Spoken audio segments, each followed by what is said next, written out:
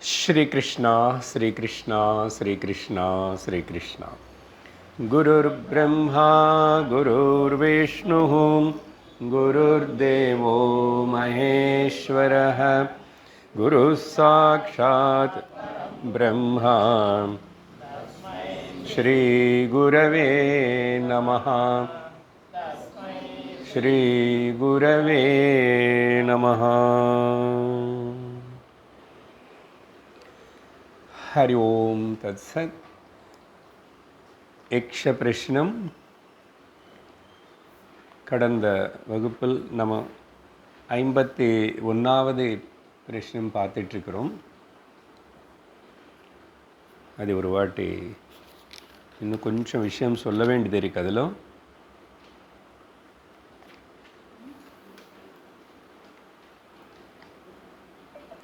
किं स्विद्दैवकृतं सखा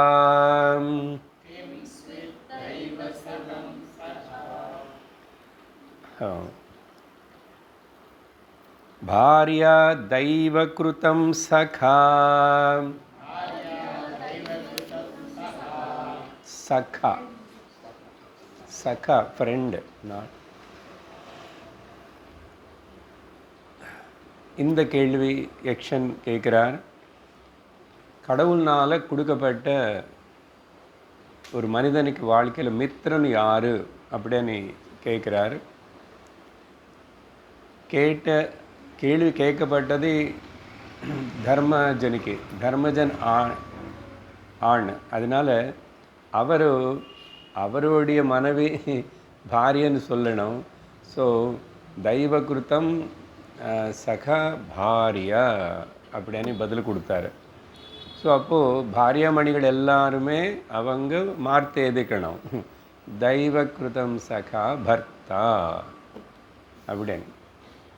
சரி, இதில் பல விஷயங்கள் எல்லாம் பார்த்தோம். பொதுவாக தனியாக ஸ்திரீயன் எடுத்துக்கிட்டால் கூட அதுக்கு ஒரு பெருமை இருக்கு, அது தெரியணும். ஓகே, பர்த்தக்கு பாரிய, பாரிக்கு பர்த்த தான் நிஜமான வாழ்க்கையிலோ ஸ்நேகிதன். ஏன்னா கூடவே இருந்து எல்லாம் சொல்லி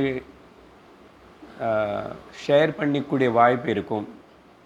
அதனால் பர்த்தா பாரியா அவனா கூட இப்போது ஸ்திரீ விஷயம் கொஞ்சம் பெருமையாக முக்கியமாக சொல்லும் போது ஸ்திரீக்கு இந்த நாட்டில் பூஜிக்கத்தக்கவள் ஸ்திரீ. அதே நான் ஒரு சுபாஷிதம் மனுஸ்மிருதி ஸ்லோகம் சொல்லியிருக்கேன். எத்திர நாரியாக பூஜ்யந்தே தத்திர ரமந்தே தேவதாக. எங்கே ஸ்திரீகள் பூஜிக்கப்படுறாரோன்னா கௌரவிக்கப்படுறாங்களோ மதிக்கப்படுறாங்களோ அங்கே தேவதைகள் எல்லாரும் சந்தோஷம் ஆனந்தப்பட்டு அந்த நாடுக்கு சுபிக்ஷமாக எல்லாமே ப்ளஸ் பண்ணுவாங்க.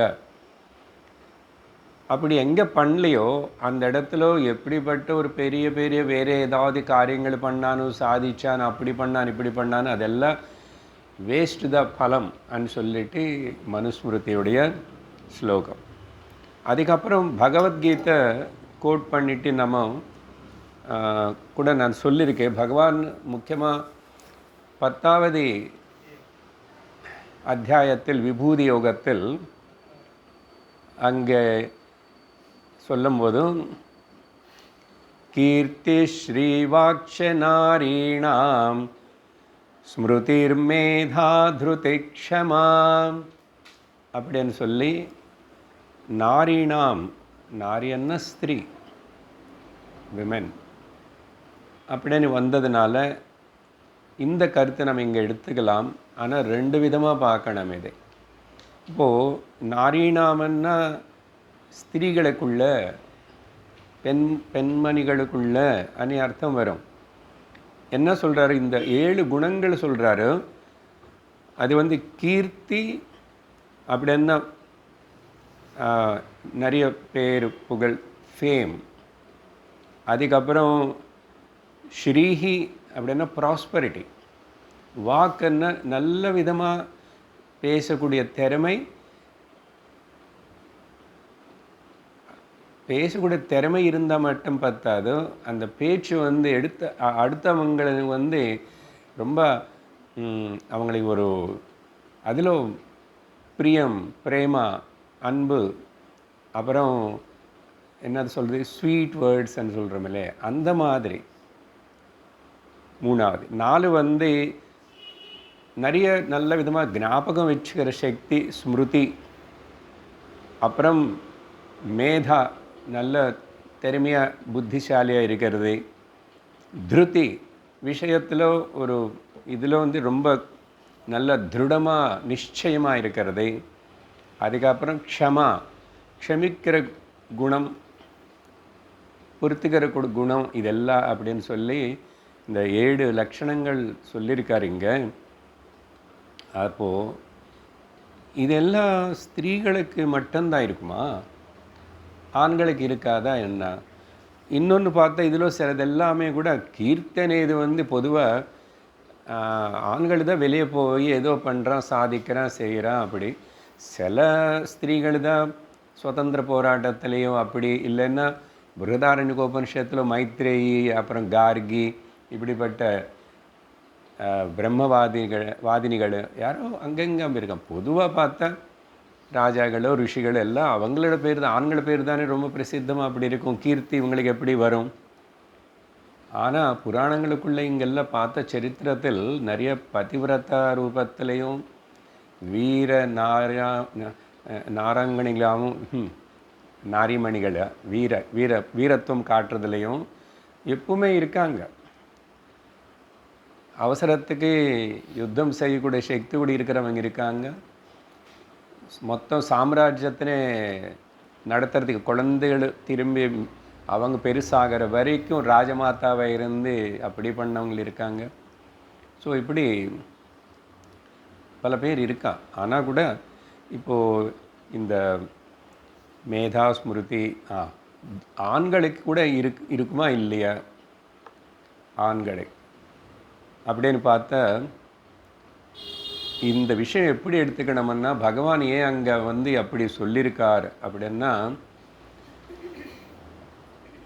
ஸ்திரீகளுக்கு தான், ஸ்திரீகளுக்குள்ள இந்த குணங்கள்னு சொல்கிறதுக்காக இல்லை. அங்கே விபூதி யோகம் சொல்லும் போதோ இந்த குணங்களுடைய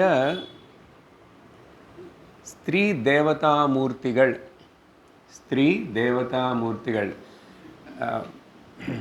அன்பழகன் சவுண்டு கொஞ்சம் இன்க்ரீஸ் பண்ணோம். ஸ்பீக்கரை ரொம்ப இப்படி திரும்பி இருக்கேன், கொஞ்சம் எக்கோ வராமல். ஹரி ஓம் ஹரி ஓம் இப்படி இருக்கட்டும்.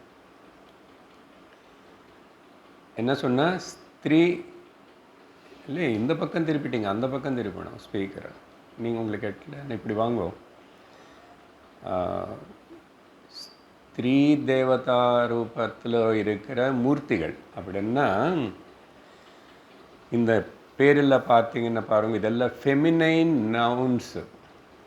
Feminine nouns. கீர்த்திஹி, ஸ்ரீஹி, வாக்கு கூட, அப்புறம் ஸ்மிருதி, மேதா, திருதி, க்ஷமா, எல்லாம் கேர்ள்ஸ் பேர் தானே.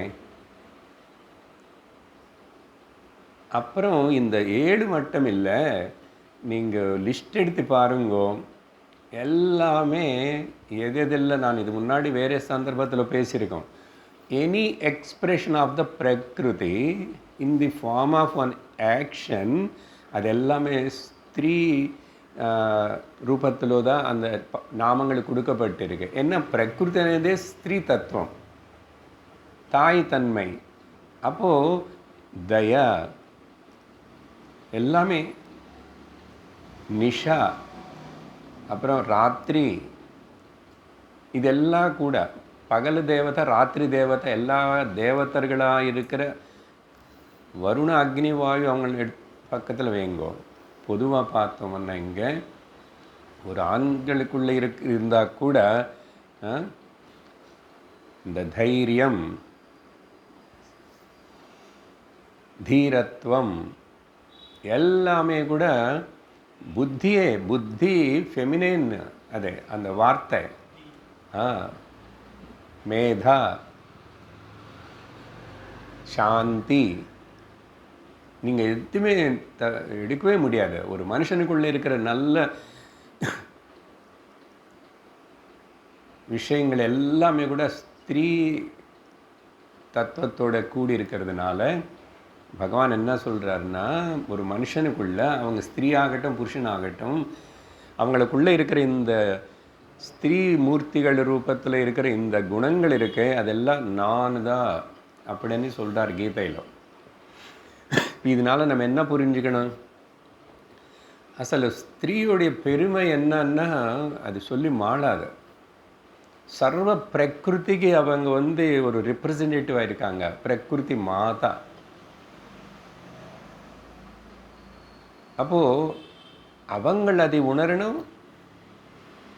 மிச்சம் சுற்றி இருக்கிற ஆண்கள் எல்லாரும் கூட அது உணரணும். அவங்க எவ்வளோ பெருமையான ஒரு ஸ்தானத்தில் இருக்காங்கன்னு. அதனால தான் திரும்பி பாருங்க, அந்த பிரகிருதியுடைய வளர்ச்சி வரணும்னா ஸ்திரீ மூலமாக தான் வரும். என்ன கர்ப்பம் தரிச்சுக்கிறவள் அவதான். அதுக்கப்புறம் தான் திரும்பி தாங்கிட்டு அது வளர்த்துக்கிறதுக்கு வெளியில் வர வச்சு உயிர் கொடுக்கறதுக்கு காரணமாக இருக்கான். அதான் சொன்னமே, புருஷ பீஜம் மட்டும் இருந்தால் போகாது, அது எங்கே வளருது. அதனால தான் பூமியே ஒரு தாய் என்று சொல்கிறோம். பீஜங்கள் வச்சாலும் பூமி எங்கே வைப்பேன்? பீஜம் பூமி இருக்கணும். ஸோ கடந்த சத்சங்கத்தில் வேறு இங்கிலீஷில் அங்கே அன்றைக்கி பேசியிருக்கேன் கீதா. கல்யாணம் பண்ணினதுக்கப்புறம் அந்த ஸ்திரீ நான் தாயாகணும், குழந்தை பெற்றணும்னு ஆசை இல்லாமல் இருக்கிறதுனா எவ்வளோ தௌர்பாகியம் அது. Unfortunate thing. இனிமேல் உங்கள் குழந்தைகளுக்கு பேரி பேத்தங்களுக்கு சொல்லுங்க, நாயின்னு வளர்த்துக்கிறேன்றான். குழந்தை எதுக்கு? நாயே குழந்தைன்னா பெட்டு டாக்காமா. அன்றைக்கி நல்லா சொல்லிட்டேன் இங்கிலீஷில். அங்கே அன்றைக்கி சந்தர்ப்பம் என்ன, பேரண்ட்ஸ் அப்படி சொல்கிறாங்க, அவங்க குழந்தை வேண்டான்னு சொல்கிறாங்க. தே ஹாவ் எ பெட் டாக்னு ஒரு பெருமையாக சொன்னால் என்ன அசையம் அது. அப்போ எதுக்கு ஒன்றும் தெரியல. கல்யாணம் என்னென்னு தெரியல, ஸ்திரீ தத்துவம் என்னென்ன தெரியல, ஸ்திரீயோட பெருமை தெரியல. தாய் ஆகும்போது அந்த ஸ்திரீக்கு இருக்கிற ஒரு பெருமை அப்போ தான் ஃபுல்லி அந்த சரீரத்தில் அந்த ஜீவிக்கு அந்த மாத்ருத்வம் வந்தாத ஃபுல்லி ஃப்ளரிஷ்டு. ஏதோ காரணத்தினால பாப்பத்தினால சில பேருக்கு குழந்தை வரல, பெற்ற முடியலன்னா அவங்க எவ்வளோ கஷ்டப்பட்டு கோயிலை சுற்றி ஊரை சுற்றுறான். இவங்க குழந்தை பெற்றுக்க முடியும், நல்லாவே 2 பேர் சம்பாதிப்பாங்க. 2 பேர் ஐடி. எதுக்கு லாய்க்கு இல்லை. ஸோ இந்த பர்வர்டட் திங்கிங் ரொம்ப டேஞ்சரஸ். சரி, அடுத்த 52வது கேள்வி. கிம் சித் உபஜீவனம் அஸ்ய?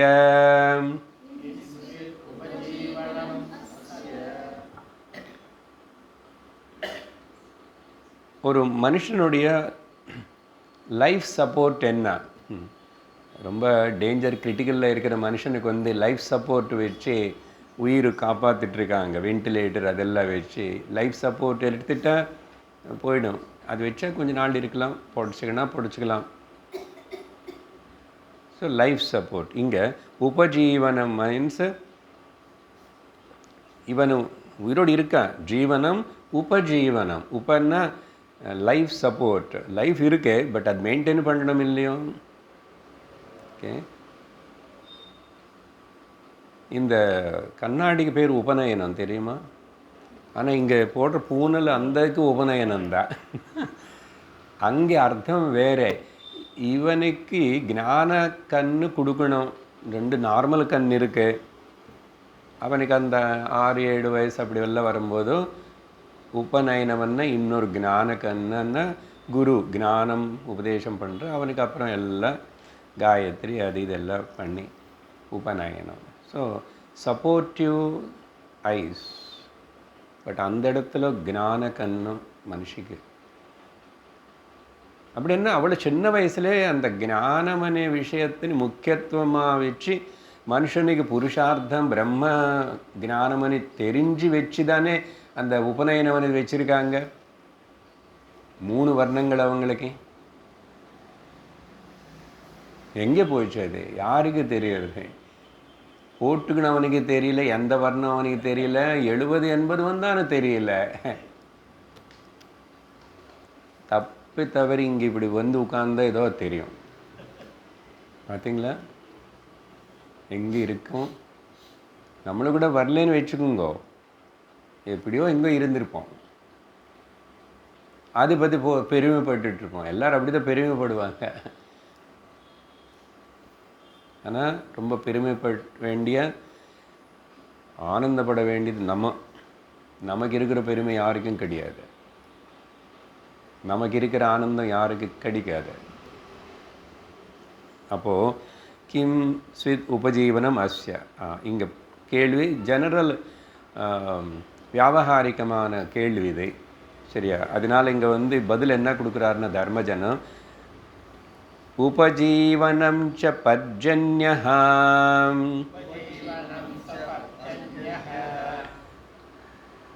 மழை, பர்ஜன்யஹன்னா ரெயின். ஆக்சுவலாக பர்ஜன்யம்னா க்ளவுட்ஸ்ன்னு அர்த்தம். க்ளவுட்ஸ் எதுக்கு? ரெயின்ஸ். இந்த கேள்வி ஆல்ரெடி வந்துச்சு. 21வது கேள்வியில் இந்த விஷயம் நம்ம ஆல்ரெடி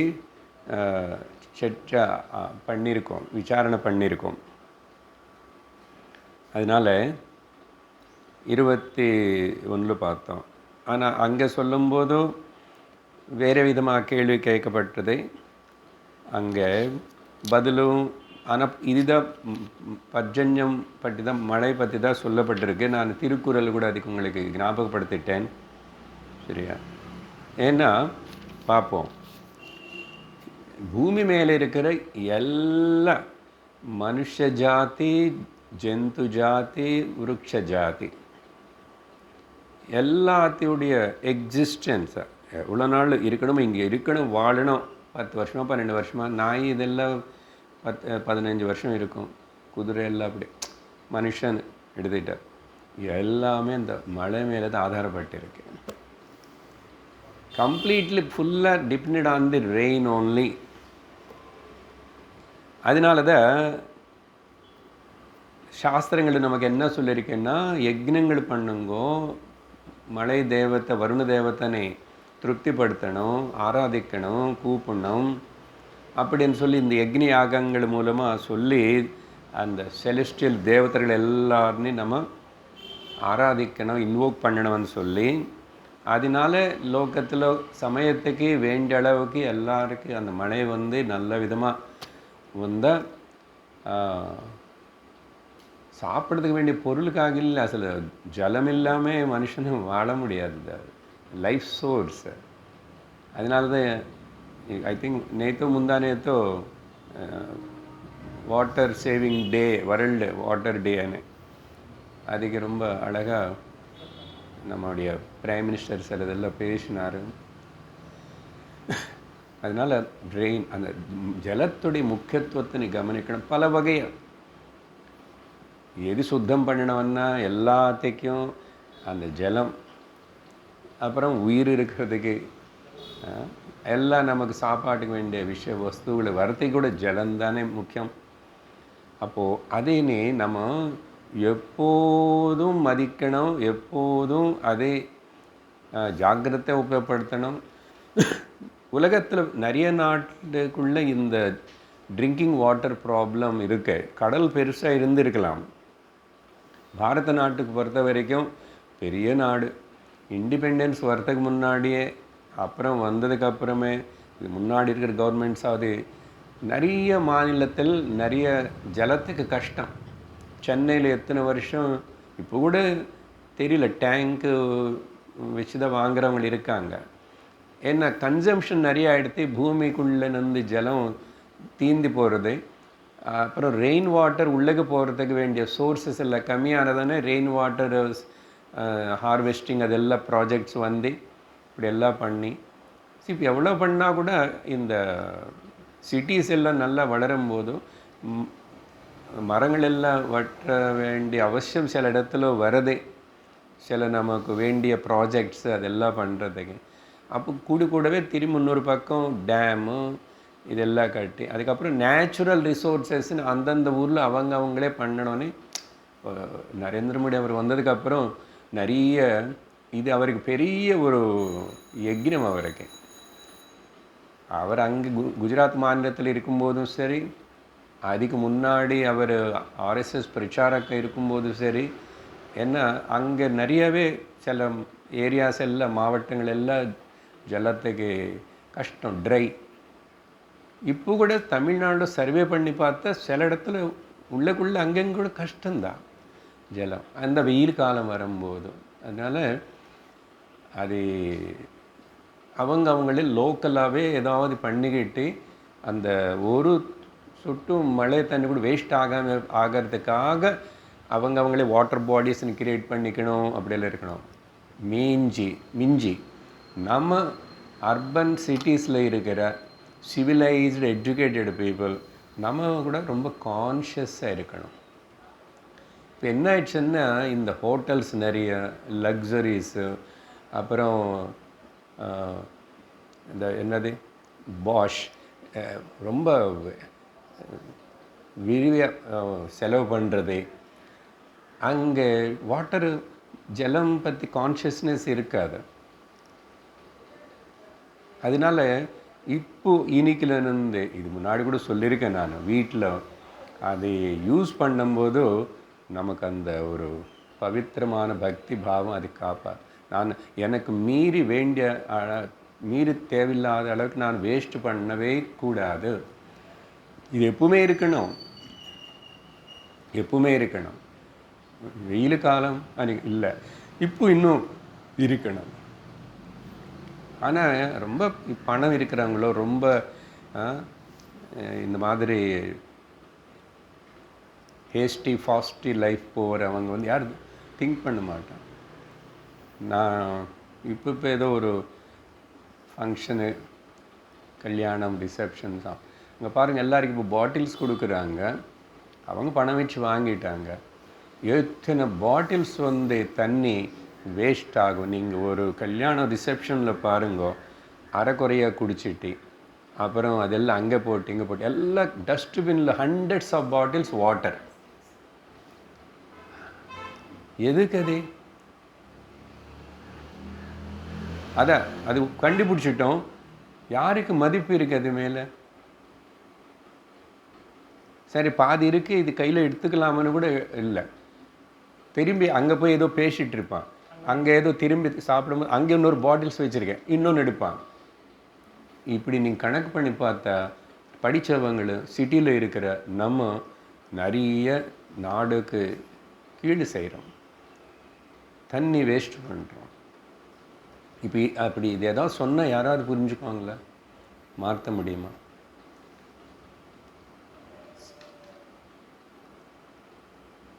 கை கடுக்கிற இடத்துல அது டேப் ஃபுல்லாக திருப்புவான், கை நல்லா பேசிக்கிட்டு ரொம்ப நேரம் அப்படி இப்படி எல்லாம் பேசிட்டு தண்ணி. இந்த கான்ஷியஸ் இல்லாத இருக்கிற மனுஷன் அவனு சிவிலைஸ்டு கிடையாது, அநாகரிகன், அவ்வியவசாயாத்மிக புத்தி, அன்கல்ச்சர்டு, அசம்ஸ்கிருதவான். இப்படி சின்னது ஒரு மனிதன் சிந்திச்சு வாழ ஆரம்பித்த 2047 விகசித பாரத், இதுதான் நமக்கு கொடுக்கப்படுற குரல், the voice of the leader of the country. இது எப்பவுமே இருக்கணும். ஆத்தியாத்மிக வாழ்க்கையில் இருக்கிறவனுக்கு முக்கியமாக யோகா பண்ணுறேன்னு சொல்கிறவனுக்கு, பக்தனன்னு சொல்கிறவனுக்கு இந்த சுத்ததா, ஜாகிரதை, சேவிங் எல்லாமே இருக்கணும் அவனுக்கு. இது இல்லாமே நீ பக்தி செஞ்சாலும் சரி, என்ன பண்ணாலும் சரி, நீ கோவிலை கட்டிட்டா கூட உனக்கு பாப்பம் தவறும் தவிர புண்ணியம் வராது.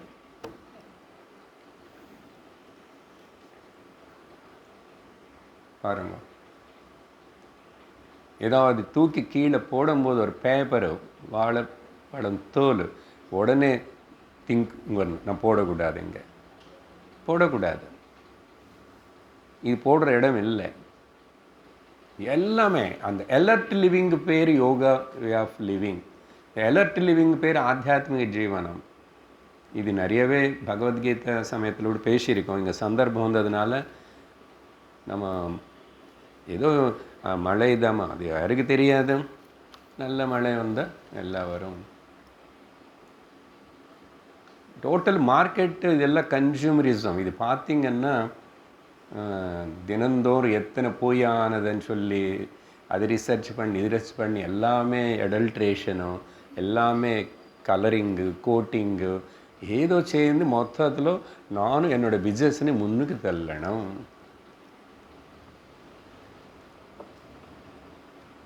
இப்போ கூட திரும்ப ஒரு மார்க்கெட்டில் எல்லாத்தையும் எடுத்து செக் பண்ணி பார்த்தா பாதி ஃபேக்காக தான் இருக்கும்.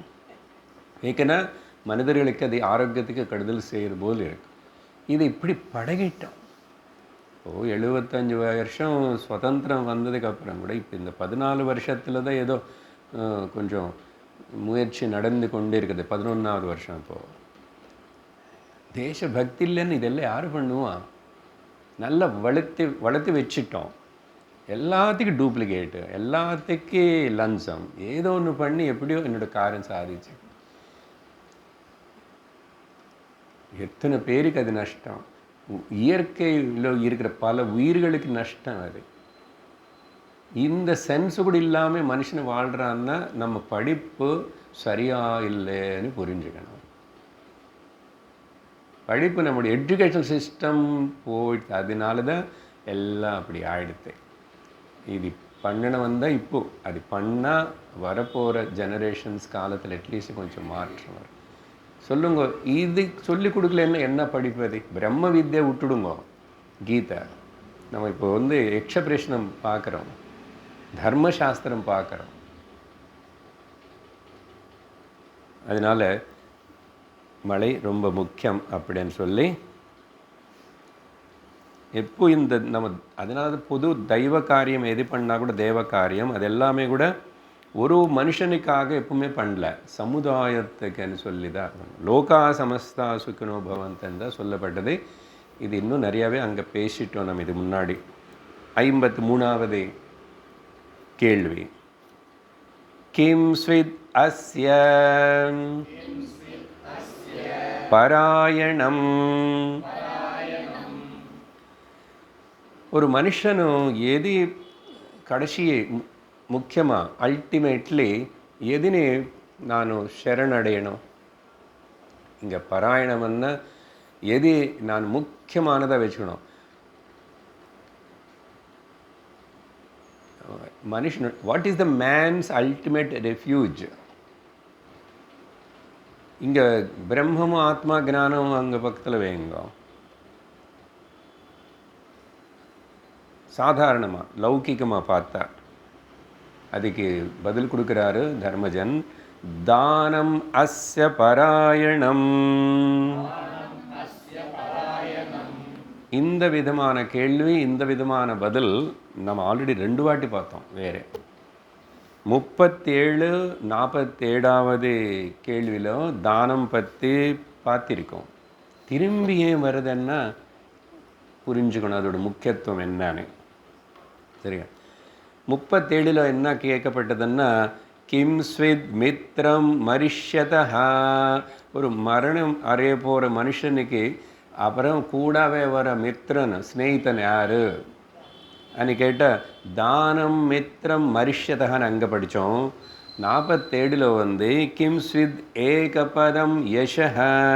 ஒரு மனுஷனுக்கு பேரு, ஒரு பிரதிஷ்டா, புகழ் இங்கேயோ மேலலோகத்திலையோ எப்படியாவது வர்ணம்னா ஏகபதம் ஒன்றே ஒன்று என்ன அது கேட்டார். அது கூட தானம் ஏகபதம் யஷஹா. அப்போது இங்கே இருக்கும்போதும் சத்தி போயிட்டு இருக்கிறவனுக்கும் இந்த தானம் இது முக்கியமான அங்கே பல விஷயங்கள் பேசியிருக்கோம். இந்த 3 இடத்துல உபயோகப்படுத்திட்ட இந்த 3 பதங்களுக்கு நம்ம கம்பேர் பண்ணி பார்த்தா டிஃபரன்ஸ் இருக்கு. ஒரு கேள்வியில் வந்து மர்ஷதா மரணிக்க போகிறவனு அப்படின்னு, இன்னொரு இடத்துல யஷஹ అనే పదం, இன்னொன்று பராயணம். அப்படி என்ன அர்த்தம்? இங்கே பராயணம்னா தர்மம் அர்த்தம். பராயணம்.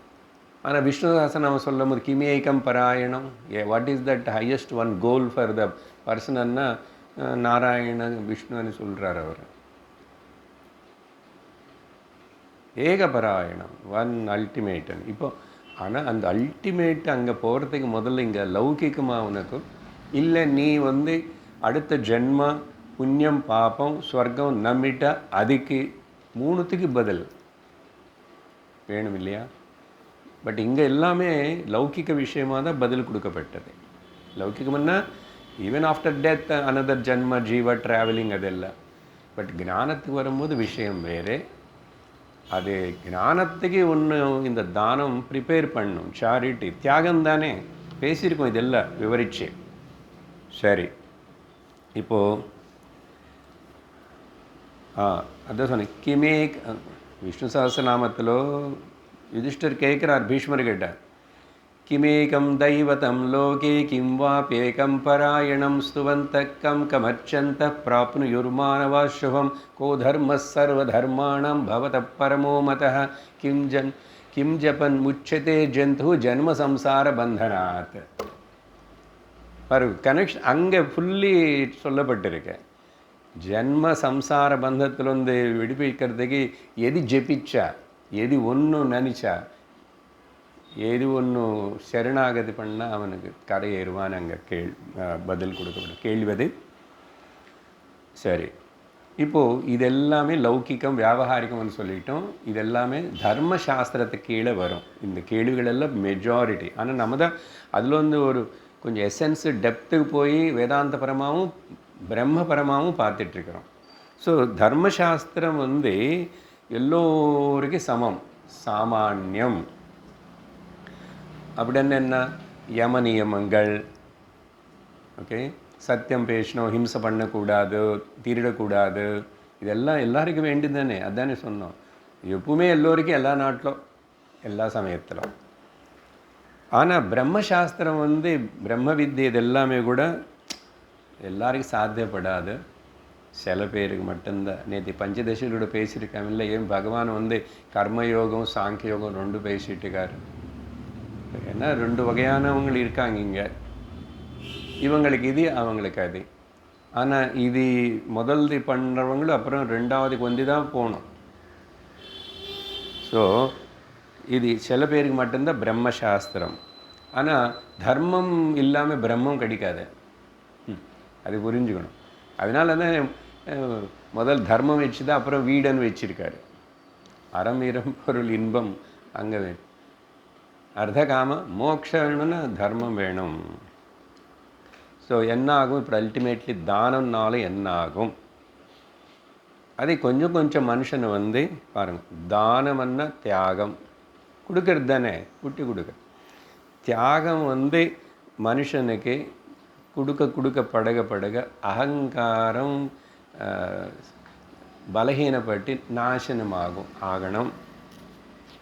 ஆனால் தானம் கொடுத்துட்டு அகங்காரத்தை வளர்த்தக்கூடாது. அதனால் அது எப்படி கொடுக்கணும் அதெல்லாம் அதுக்கு சில சொல்லியிருக்குல்ல. ஸ்ரத்தையா தேயம் அஸ்ரத்தையா அதேயம் பியா தேயம் ஸ்ரீயா தேயம் சம்விதா தேயம் தைத்திரியத்தில் பல சொல்லியிருக்கேன். அப்போது தியாகம் அகங்கார நாசனம். அகங்கார நாசனம் என்ன பண்ணும்? ஞானத்துக்கு அர்ஹத்தை கொடுக்கும் உனக்கு. ஏன்னா தியாகம் வைராக்கியம் வந்துட்டதில்ல கொஞ்சம் கொஞ்சம். ஞானத்துக்கு அர்ஹத்தை வந்ததுக்கப்புறம் இப்படியெல்லாம் கேட்போம். கேட்கறதுனால நமக்கு இந்த ஞானம் என்ன கொடுக்கும்? மோட்சம் கொடுக்கும், மோட்சம் கொடுக்கும். அதனால தான் நேற்றுக்கு பேசிட்டோம், கர்மயோகமும் பக்தி யோகமும் ராஜயோகம் எல்லாம் கூட எனக்கு ஞான யோகத்தில் கொண்டு வந்து நிற்க வைக்கணும். அது அதாவா பூர்ணம் பண்ணாது. சரி, அப்போது அதனால தான் உபனிஷத்து சொல்லும்போது கினா தியாகே நைகே அமிர்தத்வமானசுஹு, தியாகத்தினால் மட்டும்தான் ஒரு மனுஷன் அமிர்தத்துவம் அடைய முடியும். சரியா? இதுக்கு ஒரு சின்ன ஸ்டோரி சொல்கிறேன். மகாபாரதத்தில் வர ஸ்டோரி தான், வனப்பருவம் அதுக்குள்ளே வரும். அஷ்டக ரிஷின்னு ஒரு ரிஷி இந்த விஷயம் சொல்கிறாரு. விஸ்வாமித்திரனுடைய வம்சத்துலேயோ அவங்க பந்துகளை ஆக முன்னோ பின்னோ விஸ்வாமித்திரனுடைய ரிலேட்டிவ் அங்கே 4 பேர் இருக்காங்க. அவருக்கு அப்புறமா எப்போ பந்துகள்னா அவர் வம்சத்தில் அப்படி வந்தார். அதுலேயே ஒரு அஷ்டகனே ராஜா, ஸ்டோரி சொல்கிறது அஷ்டக ரிஷி, ஆனால் இந்த ராஜா கூட அஷ்டக ராஜா, பிரதர்தன ராஜா, வசுமனஸ் ராஜா அண்டு சிவி சக்கரவர்த்தி ராஜா. சிவி சக்கரவர்த்தி மட்டும் நம்ம காதில் உளுந்திருக்கும், ஏதோ ஒரு கதை, மிச்சம் எல்லாரும் கேட்கல. ஆனால் அதெல்லாம் சேர்ந்து தான் கூட என்ன ஆயிடுச்சு, இவங்களை எல்லாரும் நல்ல தானம் பண்ணி நல்ல விதமாக ராஜ்யம் பண்ணி நல்ல நிறைய காலம் அப்படியெல்லாம் பண்ண ராஜபன் பண்ணவங்களும் எல்லாரும் ராஜர்ஷிகள் ஆகிறதுக்கு வேண்டிய அர்ஹத்தை இருக்கிறவங்க இவங்க எல்லாரும். என்னாச்சு, ஒரு நாள் நாரதர் வந்தார். நாரதர் கூட சம்வாதம் நடக்கும்போதும் இந்த அஷ்டக ராஜா கேட்குறாரு, ஸோ நாங்கள் 4 பேரும் இப்படி எல்லோரும் இதெல்லாம் செய்கிறோம், அப்போது எல்லோருக்கும் சொர்க்கம் கிடைக்குமா? ஒருவேளை சொர்க்கத்துக்கு போனால் சொர்க்கத்தில் முதல்ல யார் கீழே விழுவான்னா திரும்பி வருவான், எல்லோரும் ஒரே வாட்டி வருவாங்களா? அப்படின்னா சொர்க்கத்துக்கு 4 பேர் போவீங்க, ஏன்னா 4 பேரும் நல்ல விதமாக தர்மம் காரியங்கள் தானம் எல்லாம் பண்ணியிருக்கீங்க, புண்ணியம் சம்பாதிச்சிருக்கீங்க. ஆனால் கீழே வரதிலோ ரிட்டர்ன் வரதிலோ டிஃபரன்ஸ் இருக்கேன்னு நாரதர் பேசுகிறாரு.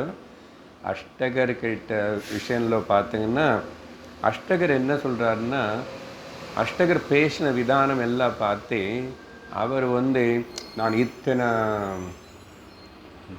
1000 கணக்கு பசுமாடுகளை நான் தானம் பண்ணியிருக்கேன், பிராமணர்களுக்கு இத்தனை பூமி தானம் பண்ணியிருக்கேன், இப்படியெல்லாம் அவர் அவருடைய பண்ண தானம் பற்றி பெருசாக விவரித்து சொல்கிறார். அப்படி போஸ்டிங் பண்ணி தன்னோட தானத்துடைய பெருமைன்னு சொல்லிக்கிட்டே அதனால எனக்கு கண்டிப்பாக கிடைக்குமா அப்படின்னு ஒரு பாவனை இருக்கிறதுனால நாரதர் என்ன சொன்னால், நீங்கள் தான் முதல்ல கீழே விடுவீங்க, என்ன சொர்க்கத்திலிருந்து ரிட்டர்ன் நீங்கள் தான் ஃபஸ்ட்டு வருவீங்க. அப்புறம் அடுத்தவன் பிரதர்தன் இவர் என்னன்னா அவருடைய கதையில் அவருக்கு ஒரு 4 ஏதோ ஒரு சமயத்தில் குதிரைகள் 4 மிச்சம்லாம் தானம் பண்ணிட்டார்.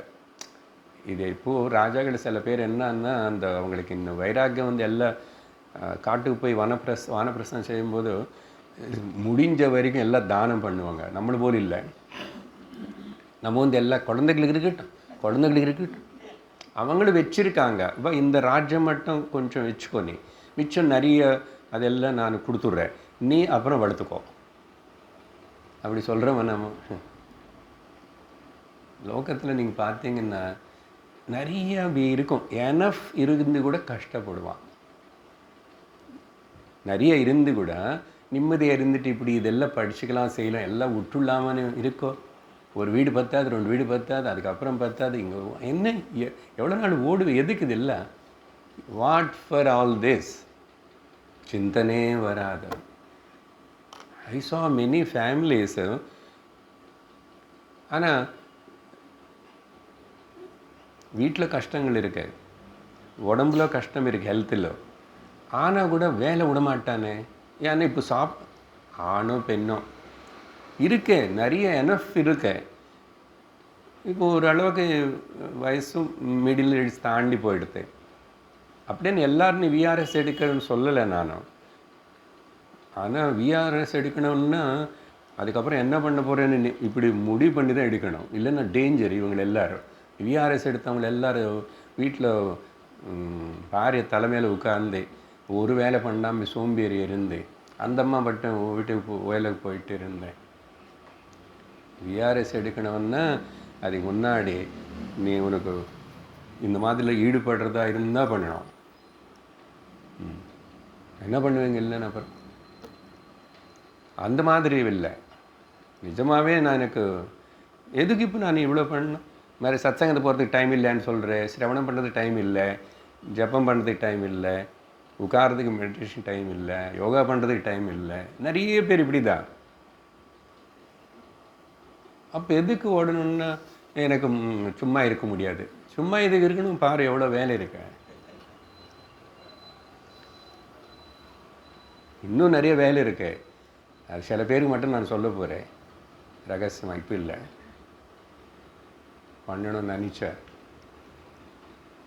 How to engage your self எப்படி, ஏன்னா அதிலே இருக்கணும், அதிலேயே ஊறணும்னா சுலபம் கிடையாது.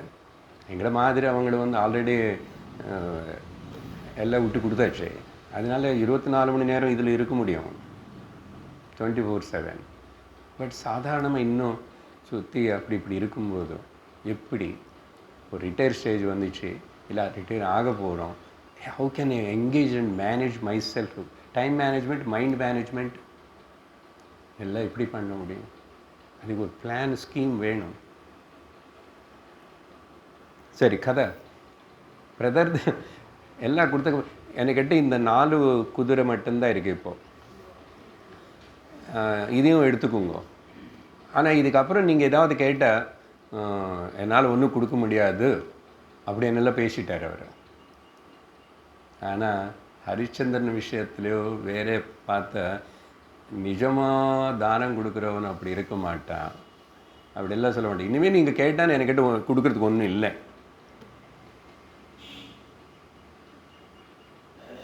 பலி சக்கரவர்த்தி போல் கேட்கணும், நான் இன்னும் வேறு என்ன கொடுக்கட்டும், என்னை நான் கொடுக்குறேன், தலை எனக்கு காலு எனக்கு தலைமையில் வெய் என்ன. அப்போ தானே பலி சக்கரவர்த்தி. இது சிவி நம்ம பார்க்க போகிறது உதாரணத்துக்கு நடுவில் அவன் பெரிய பக்தனா ஆயிட்டான். பிறந்தது அசுரகுலம், அசுர வம்சம் தானே.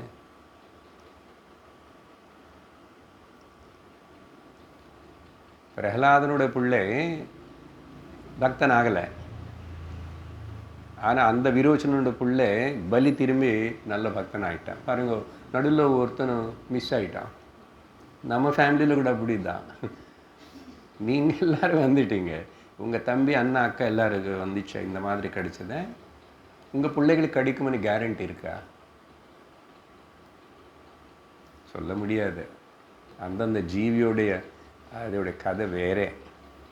அதனால் நமக்கு கையில் ஃபுல்லி எல்லாம் கிடையாது. அதெல்லாம் இப்படி சொன்னதுனால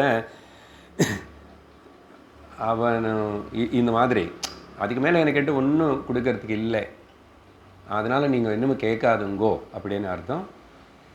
அப்படி பேசினதுனால அந்த அஷ்டகனுக்கு அப்புறம் கீழே ஸ்வர்க்கத்துலேருந்து ரிட்டர்ன் ஆகவும் இவன் தான். இவன் கொஞ்சம் பெட்டரு அஷ்டகனுக்கு மேலே. அப்புறம் 3வது வந்து அந்த வசுமனஸ். இவர்கிட்ட புஷ்பக் விமானம் போல் ஏதோ ஒரு விமானம் இருக்கு. ஓகே, ராவணன்கிட்ட மட்டும் இல்லை, லங்கையில்.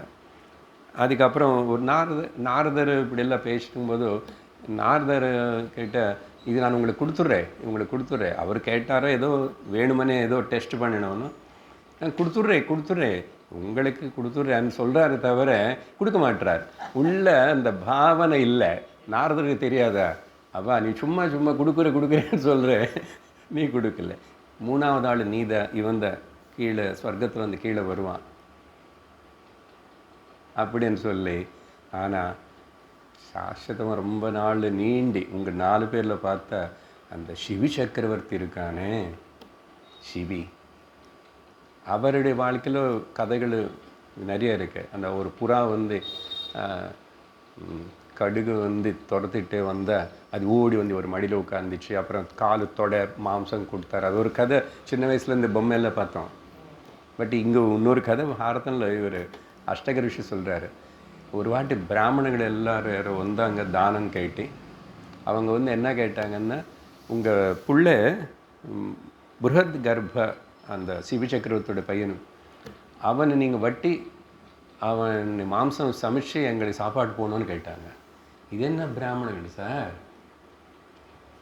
ஆனால் சிவி சக்கரவர்த்தி யோசிக்கவே இல்லை. யோசிக்கவே இல்லை. இவன் வந்தவன் நக்கிலி பிராமணனா சும்மா கேட்டான். நான் பிராமணன் வந்தால் தானம் கேட்டான்னா ராஜாவை க்ஷத்ரியனா என்ன பண்ணோம் கேட்டாரா? பண்ணிட்டாராமா. பையனை வட்டி மாம்சம் எடுத்து சமைச்சு சாப்பாடு. அதுக்கப்புறம் பிராமணர்கள் வந்து இவ்வளோ பண்ண வச்சு அவன் சும்மா போகலாம் இல்லையா? அப்படி போகாமல் அவருடைய ராஜ்யத்துக்கு நெருப்பு வச்சுட்டாங்க. எப்படியோ நெருப்பு உருவாக்கிட்டாங்க. அதுக்கப்புறம் அதுக்கும் சிபி சக்கரவர்த்தி ஒன்றும் ரியாக்ட் ஆகலை. உங்களை எல்லோரும் பிடிங்கூடா, ஜெயிலில் போடுங்க அப்படி சொல்லலை சிபி சக்கரவர்த்தி. இதெல்லாம் டூ மச் சார். நீ டூ மச் சொன்னாதான் கொஞ்சம் மச்சாது உனக்கு எட்டும். உன்னால் இது உனக்கு எட்டாது இது. அப்படிப்பட்ட ராஜாக்கள் இருக்காங்களா சார்? சும்மா கதை எழுதணுன்னா கூட இப்படிப்பட்ட கதை எழுதி எதுக்கு நமக்கு சொன்னாருன்னு சொல்லுங்க. நீ கொஞ்சமாவது அப்புறம் கலியுகம் வரும்போது மனுஷனாக வாழுவே இல்லையா? அப்போது அது பண்ணி அதுக்கப்புறம் இன்னும் போல அவங்க பிராமணர்கள். அப்புறம் திரும்பி அடுத்த நாள் இப்போ இவ்வளோ பண்ணாலும் இவர் ஒன்றும் பண்ணல. மொத்தத்தில் ஏதோ அந்த சமைச்ச சாப்பாட்டு இருக்குல்ல பையன் இவன் கொடுத்து இது நீ சாப்பிடணும் அப்படின்னு சொல்லி கட்டாயப்படுத்திட்டாங்க. அதையும் சாப்பிட்றதுக்கு ரெடியாக இருக்காராமா. அந்த சமயத்தில் அந்த பிராமண ரூபத்தில் வந்தது யாரும் கிடையாது, பிரம்மதேவனே வந்து சிபினி பரீட்சை பண்ணுறதுக்காக அப்படி வந்தார். இந்த மாதிரி பரீட்சை வர்றது அப்பப்போ இப்படி பிராமண ரூபத்தில் வருது. நிறைய கதையில் புராணங்களில் பார்க்குறோம். இந்திரனே செலவாட்டு அப்படி வந்தாரனே இல்லை. ஸோ அப்போது இவருடைய தானம் திரும்பி பார்க்குறதே கிடையாது. அப்படிப்பட்டனால அவருக்கு திரும்பி குழந்தை உயிர் பிரம்மதேவன் தானே குழந்தைக்கு உயிர் கொடுத்தாரு. குழந்தை வந்தாச்சு, எல்லாம் நல்லா இருக்குது. அதனால் இன்றைக்கும் எத்தனையோ பேர் தானம் பண்ணால் கூட சொல்லிக்கிறதுக்கு கொஞ்சம் பேர் தான். பாரதனில் பொறுத்த வரைக்கும் கர்ணனை பற்றி சொல்கிறோம் தானவனே. ஆனால் அவன் சில விஷயத்தில் தவறு இருக்குது அவனுக்கிட்ட. அது அடுத்த ஒரு பாயிண்டில் அவனுடைய ஸ்டோரி வரும். அதனால் நான் இப்போ பேசலை. சரி, இப்போது இந்த கதை தரோம். அதுக்கப்புறம் மந்திரிமார்கள் கேட்டாங்க சிவிஜக், எப்படி உங்களால் இத்தனை பரீட்சை இப்படி வச்சா கூட அப்படியே நீங்கள் அசையாமல் அப்படியெல்லாம் இருக்கீங்க?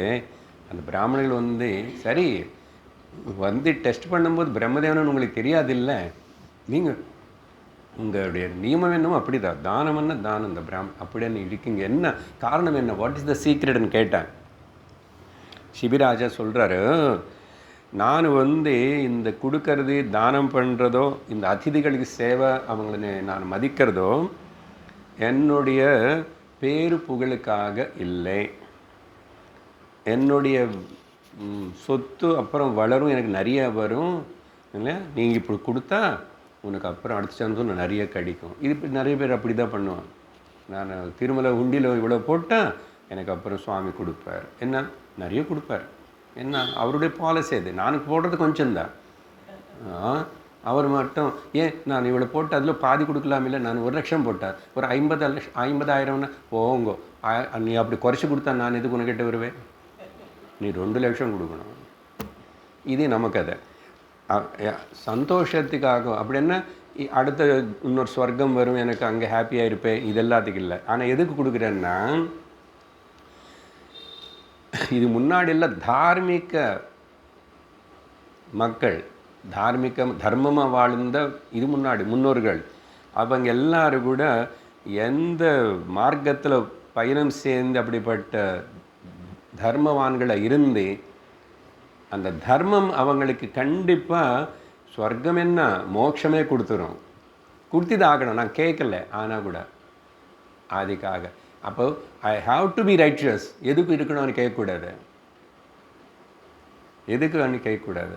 என்னோட கடமை மனுஷன் நான் தர்மமாக இருக்கணும். இதுதான் தர்மம், இதுதான் சாஸ்திரம், இதுதான் எங்கள் முன்னோர்கள் இருக்காங்கன்னு அதுக்காக நான் பண்ணுறது. அப்புறம் எதுவும் எக்ஸ்பெக்ட் பண்ணலன்னு சொன்னார். அப்புறம் இப்படி பண்ணி தான் அவங்க எல்லோரும் அவங்க பாப்பங்கள் ஆட்டோமேட்டிக்காக நீங்கி போச்சு. பாபங்களில் நீங்கள் போச்சுன்னா சித்த சுத்தி ஆயிடுச்சுன்னா ஞானத்துக்கு அர்ஹத்தை வரும், ஞானம் அடைஞ்சாங்க, முக்தியும் அடையாங்க. சரி, கூடவே நம்ம சும்மா ஞாபகப்படுத்திக்கிறோம், ஸ்டோரி ஃபுல்லாக சொல்ல வேண்டியதில்லை. நம்ம பாகவதத்தில் அம்பரீஷ் கதை கேட்டோம், அங்கே தெரியும் துர்வாசர் எல்லாம் எப்படியெல்லாம் கஷ்டப்படுத்திட்டார். ஆனால் அம்பரீஷர் கலங்கவே இல்லையே. அம்பரீஷர் மேலே அவர் ஒரு கிருத்திக அக்னினி உருவாக்கி ஒரு சுத்ர தேவதனை ஒன்றும் என்ன தப்பு பண்ணா, இவர் போயிட்டார் ஏகாதசி அன்னைக்கு விரதம், அவர் துவாதசி அன்னைக்கு காலையில் பாரணம் செஞ்சு இவர் சாப்பிட்ற அன்னைக்கு அவர் வந்தார். அவர் வந்ததுனால இவர் சாப்பிடாமல் இருந்து நான் குளிச்சுட்டு வரேன்னு போனார். கதைக்கு ஞாபகம் இருக்க. போயிட்டு அவர் அப்பட்டுக்கு அவர் தியானம் பண்ணுறார், என்ன பண்ணாரோ ஆயிடுச்சு. இங்கே இவங்களுக்கு இந்த விரதம் பண்ணுறவங்களுக்கு துவாதசி பாரணம்னா அது அந்த டைம்குள்ளே அவங்க பண்ணணும். இவர் என்ன பண்ணார், நான் சாப்பிட மாட்டேன், அந்த பாரணம்னு ஜஸ்ட் ஒரு வாட்டர் சிப் எடுத்துக்கிட்டு அங்கே இருக்கிற பிராமணங்களை சொன்னாங்க, நீங்கள் அப்படி எடுத்துக்கவும் தப்புன்னு கிடையாது, அவர் வர வரைக்கும் வெயிட் பண்ணுங்க, அவருக்கு சாப்பாடு கொடுத்துட்டு அப்புறம்னு சொன்னால் அவர் அப்புறம் வந்தார். அவருக்கு வந்துச்சு பாருங்க கோபம், 400 டிகிரிஸ் டெம்பரேச்சர் மாதிரி. அப்புறம் இவர் மன்னிக்கணும், நான் தவறுன்னு பண்ணல, நான் சாப்பிடலன்னா என்னன்னா அவசரம், எனக்கு இப்படி அதிதின்னு பிராமணன் கூப்பிட்டுட்டு நீ சாப்பிடுவியா அப்படின்னு கோபம் வந்துச்சு. உன்னை என்ன பண்ணுற பாருன்னார். கிருத்திக அக்னின்னு உருவாக்கிட்டார். ஆனால் அம்பரீஷர் கலங்களை ஒன்றும் பண்ணல, பயப்படலை, அப்படியே இருந்தார். இவருடைய சிங்காசனத்தில் இருக்கிறது யாரோ தெரியுமா, சுதர்ஷன சக்கரம். அவருக்கு என்னென்னா விஷ்ணு மேல் அவ்வளோ பக்தி. இதெல்லாம் கேட்கணும், திரும்பி ஞாபகமாக அதை வச்சுக்கணும். பாரியா பர்த்தா ராணி ராஜா எப்படிப்பட்ட சேவை உள்ள, அவங்க மாளிகை பக்கத்துலேயே கோவில் இருக்கும், பாரியை போய் கோவில் எல்லாம் துடைப்பான், இவர் எல்லாம் செய்ய வேண்டிய செய்வான், அந்த பூ எல்லாம் கொண்டு வருவான், சுவாமிக்கு வேண்டிய பூஜையில் 2 பேர் பக்தியோடு மறந்து பண்ணுவான். அப்படிப்பட்ட அம்பரீஷர்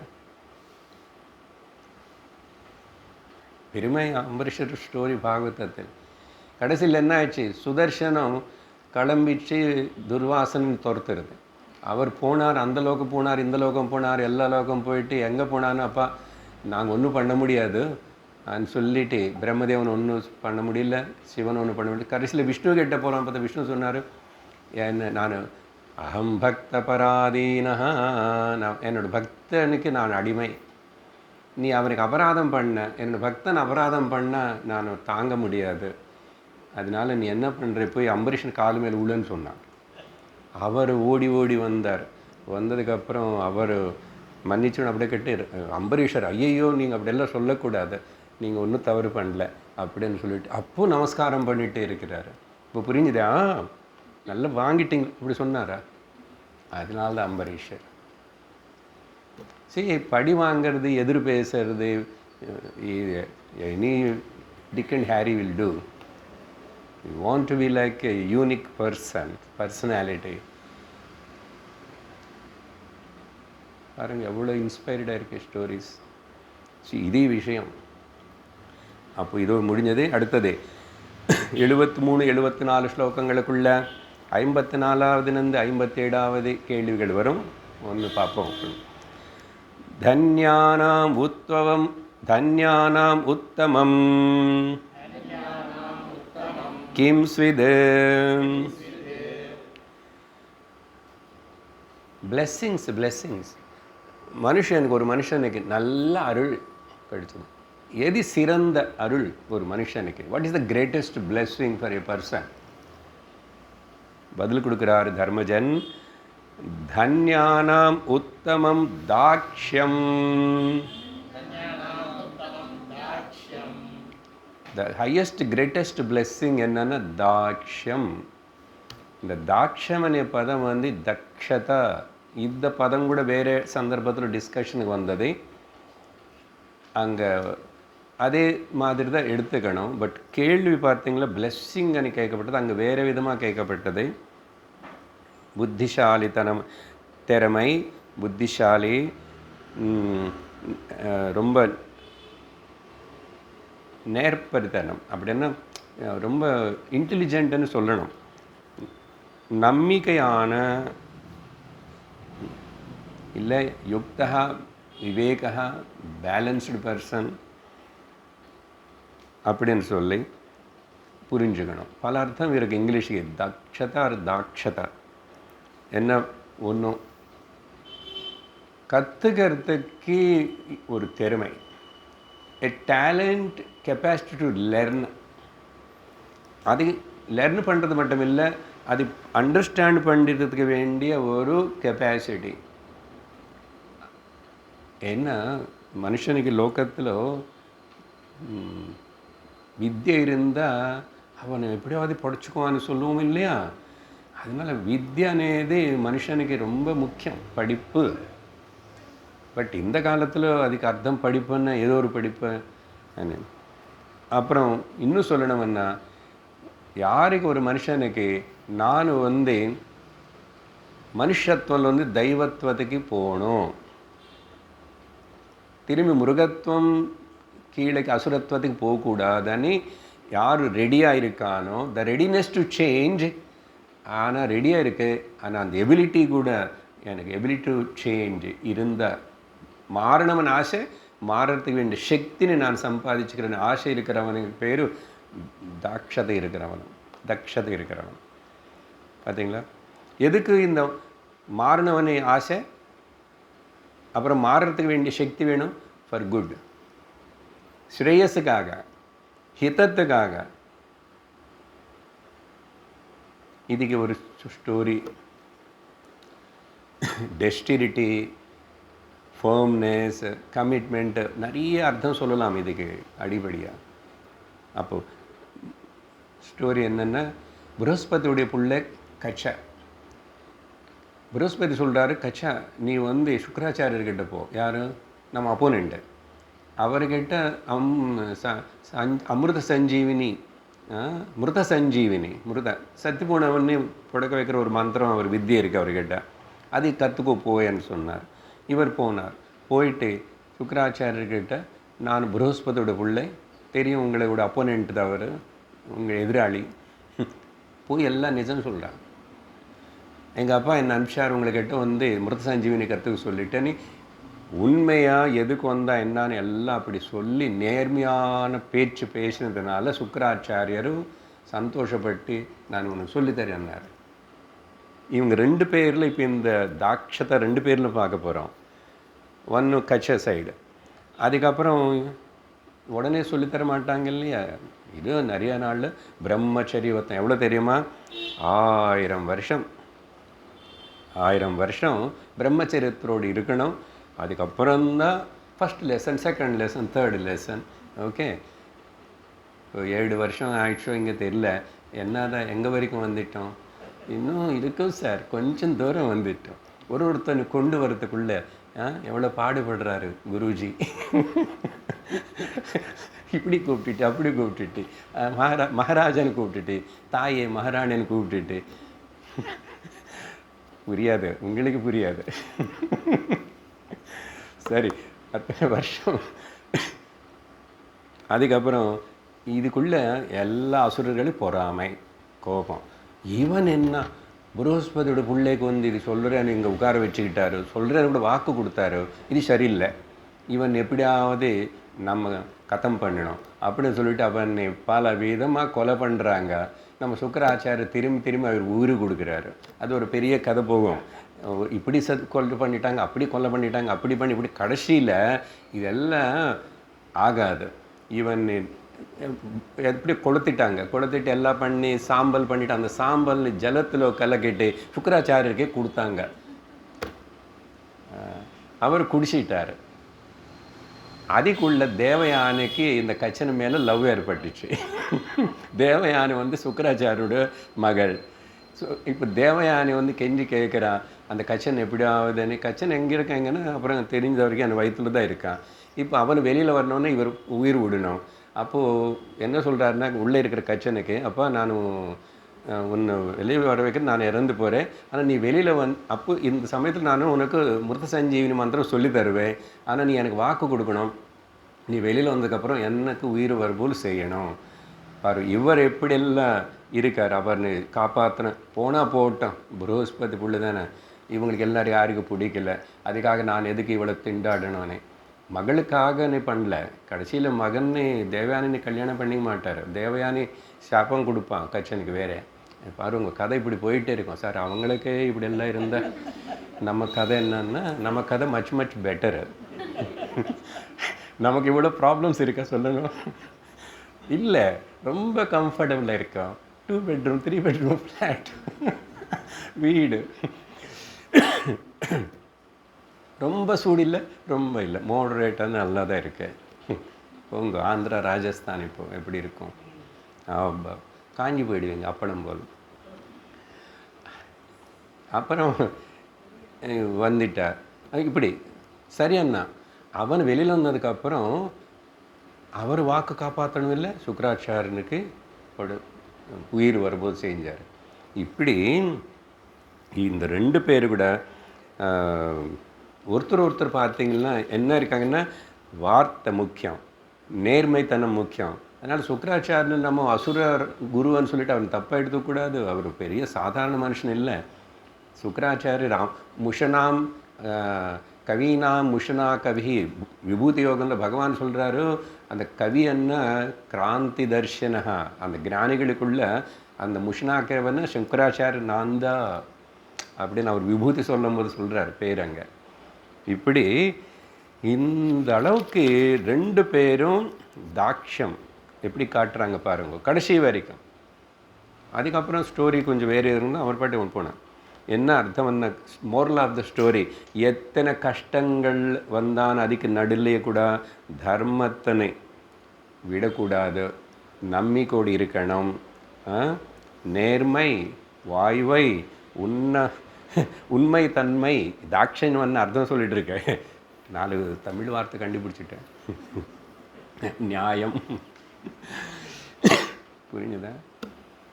சரி, அழகாக இருக்குது. இன்னும் நிறைய கேள்விகள் இருக்குது, இதுக்கு டைம் ஆயிடுச்சு, போதும். ஓம் பூர்ணமத பூர்ணமிதம் பூர்ணாத் பூர்ணமுதச்யதே பூர்ணஸ்ய பூர்ணமாதாய பூர்ணமேவாவசிஷ்யதே. ஓம் சாந்தி சாந்தி சாந்தி. ஹரி ஓம் ஸ்ரீ குருப்யோ நமः. ஹரி ஓம். ஹரி ஓம் தத்சத்.